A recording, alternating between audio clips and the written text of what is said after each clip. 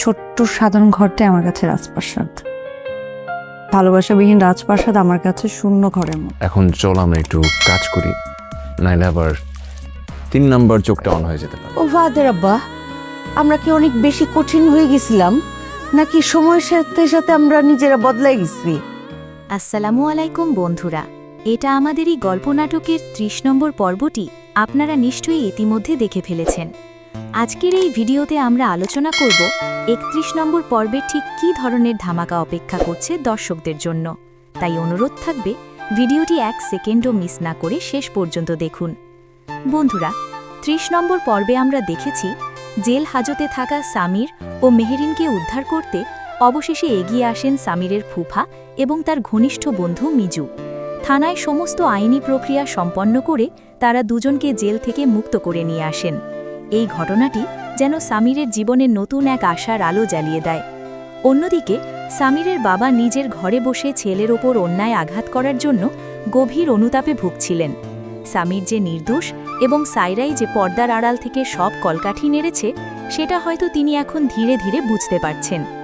এদিকে সায়রা ফাহাদকে নিয়ে ইতিমধ্যেই তার বাবার বাড়িতে চলে গেছে, যা তাদের সংসারে বড় এক ভাঙনের ইঙ্গিত দিচ্ছে। বন্ধুরা, 31 নম্বর পর্বে সবচেয়ে বড় চমকটা আসতে চলেছে এখানেই। আমরা দেখতে পাব অফিসে ফাহাদ যখন মীরার হাত ধরে অত্যন্ত ঘনিষ্ঠভাবে কথা বলছিল, ঠিক সেই মুহূর্তে আড়াল থেকে সবকিছু দেখে ফেলেন জামশেদ ভাই। এই গোপন দৃশ্য যদি সায়রার কানে পৌঁছে যায়, তাহলে ফাহাদ আর সায়রার সংসারে যে এক ভয়ঙ্কর ঝড় আসতে চলেছে তা বলার অপেক্ষা রাখে না।